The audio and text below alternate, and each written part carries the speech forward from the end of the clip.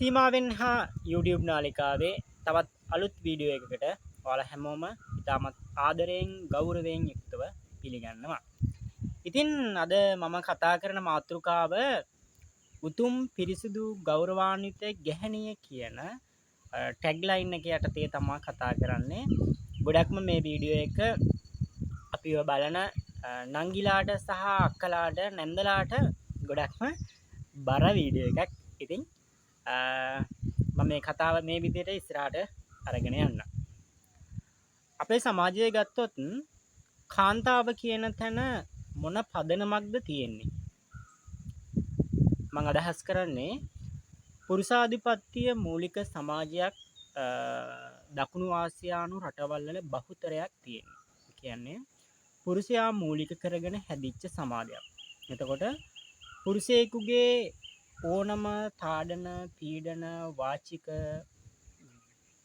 භෞතික මේ හැම දෙයක්ම ඉවසා දරාගෙන සිටින්න ඕනය කියන පදනමක් තුල තවමත් අපේ ලංකා සමාජයත් අපිට අහන්න දකින්න ලැබෙන යම් සිදුවීම් වලින් අපිට තරමක් දුරට ඒ පදනමට එන්න පුළුවන්. මම අදහස් කරන්නේ 100%ක්ම ඒ පදනමට එන්න පුළුවන් කියන කාරණාව නෙවෙයි.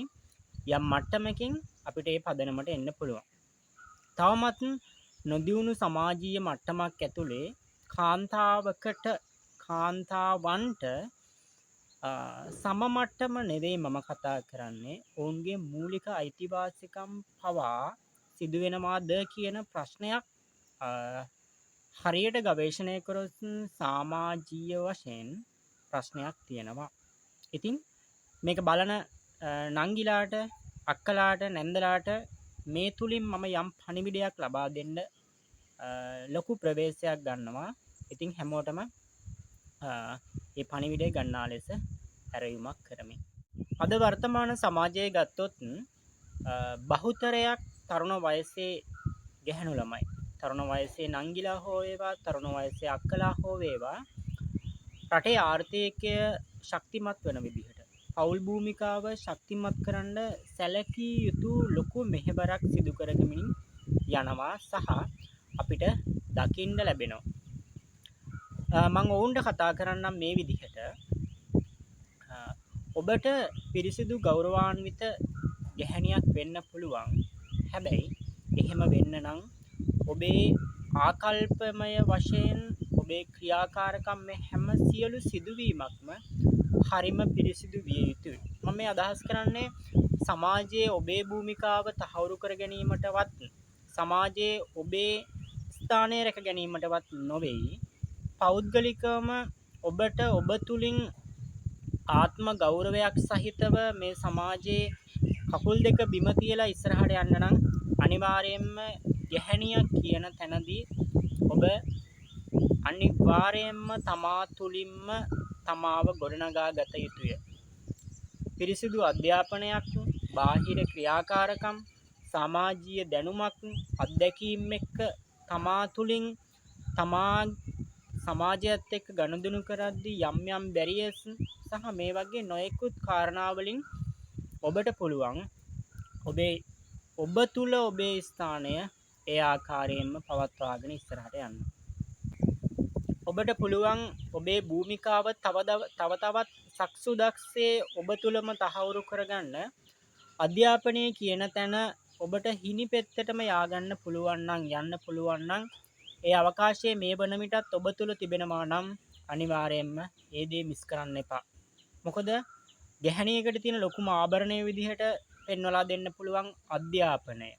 ඒ අධ්‍යාපනය තුළින් ඔබට ලැබෙන ශක්තිය, ඔබට ලැබෙන ඔබේ ස්වයං පාලනය සහ ඔබ තුල ඔබට ගොඩනගාගත යුතු ඔබේ හැකියාවන් එක්ක ඔබට මේ සමාජයේ ඉදිරියට යන්න පුළුවන්.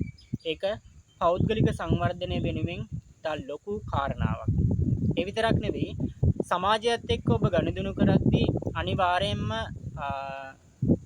තමන් තුල පෞද්ගලිකවම ගොඩනගාගත යුතු බැරියර්ස් අනිවාර්යෙන් තමන් තුල තමන් හදාගත යුතුයි. එහෙම නොවුනොත් හැමෝම බැහැලා යන බස් එකක් වෙන්න එපා. මොකද බස් එකක් කිව්වොත් ඉස්සරහා දොරෙන් බැහැලා තමන්ගේ ගමනාන්තයෙන් මේ මිනිස්සු බැහැලා යනවා. ඉතින් කිසිම ගැහණියක් බස් එකක් වෙන්න එපා. මොකද ඒක ඔබ සමාජ භූමිකාව තුළ තව තවත් ඉදිරියට යද්දී ඒක සෑහෙන ලොකු බ්ලැක් මාක් එකක් විදිහට ඔබටම නැවත පෙරලා එන්න පුළුවන්. තවදුරටත් කිව්වොත් ගැහණු ළමයෙක් වුණාම අනිවාර්යයෙන්ම ෆයිනෑන්ෂල් ෆ්‍රීඩම් එක කියන එක තමන් තුළින් තමන් හදාගත යුතුයි. මොකද කිසිම අවස්ථාවක පුරුෂයෙකු මත යැපුම් මානසිකත්වයෙන් ජීවත් වෙන්න ඔබේ ජීවිතය ඔබේ දෙමව්පියන් ඔබට ලබලා දීලා නැහැ. ඒ නිසා අනිවාර්යයෙන්ම ෆයිනෑන්ෂල් ෆ්‍රීඩම් කියන එක මූල්‍යමය නිදහස කියන එක ඔබේ ජීවිතයේ තිබිය යුතු අවශ්‍ය නෙවෙයි අත්‍යවශ්‍යම අංගයකි.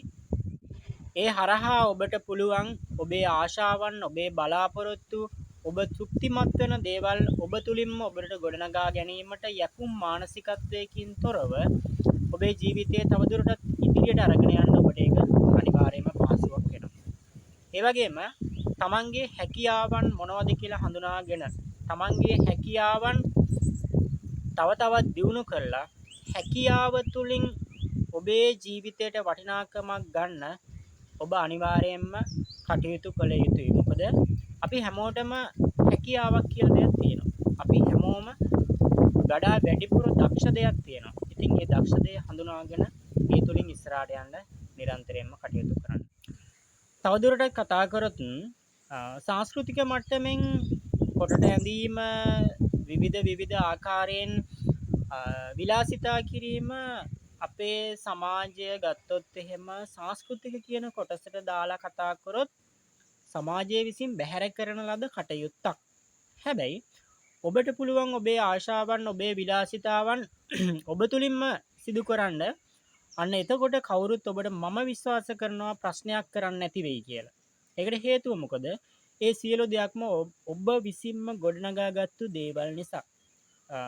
කතිකාවතකට තුඩු දෙන කරුණක් වෙන්න පුළුවන් මේ කාරණාව. හැබැයි මම කතා කරන්නේ ඔබට නිසා මේ සමානුපාතීව සමමානසිකත්වයකින් යුක්තව ඔබ පිළිගනිව ඇතැයි මම අපේක්ෂා කරනවා. ඒ වගේම ඔබට පුළුවන් ඔයා ආශා කරන ජීවිතයක් ගත කරන්න ඒ හැම අවස්ථාවකම යැපුම් මානසිකත්වයේ කියන එක බැහැර කරන්න සහ ඔබ ගොඩනගාගත්තු දේවල් ඔබ විසින්ම පරිහරණය කරන මට්ටමකට පත් වෙලා ඒ සියලු දේවල් තුලින් ඔබ දකින දෘෂ්ටි කෝණය අනුව කිසිදු පාර්ශවයකට අගතියට පත් නොවන විදිහට මම මෙතන අදහස් කරන්නේ ඔබට මේ වගේ අවස්ථාවක තැනකට ආවන් පස්සේ මාන්නය කියන කොටස ඔළුවට එන්න පුළුවන්. ඒක සාමාන්‍ය කාරණාවක්. ඉතින් ඒ වගේ අවස්ථාවලදී තමන්ගේ සම මානසිකත්වයෙන් ඔබට කටයුතු කරන්න පුළුවන් නම් ඔබ ඔබේ ජීවිතය තුළ ගොඩාක් දුරට ඔබ ජයග්‍රහණයකට පත් වෙලා. ඔයාලා හැමෝටම මම ඇරයුමක් කරනවා උතුම් පිරිසිදු ගෞරවාන්විත ගැහණිය කියන තැනට ඔබට පත් වෙන්න පුළුවන්. ඔබේ ජීවිතයෙන් ඔබේ ක්‍රියාකාරකම් තුළින් ඔබ සමාජයත් එක්ක ගනුදෙනු කරන හැටියෙන් ඔබට ඒ දේ සිදු කරන්න පුළුවන්. ඉතින් සංවරව තමන්ගේ භූමිකාව මොකක්ද කියන තැන හඳුනාගෙන ජීවිතේ ඉස්සරහට අරගෙන යන්න. ඉතින් මම මේ වීඩියෝ එක මෙතනින් අවසන් කරනවා. මේකේ තුලින් ඔබගේ ජීවිතයට යම් දෙයක් ගත්තා නම් හදපිරි ප්‍රණාමය. ඉතින් මේ ගහණේට ඔයාලා හැමෝටම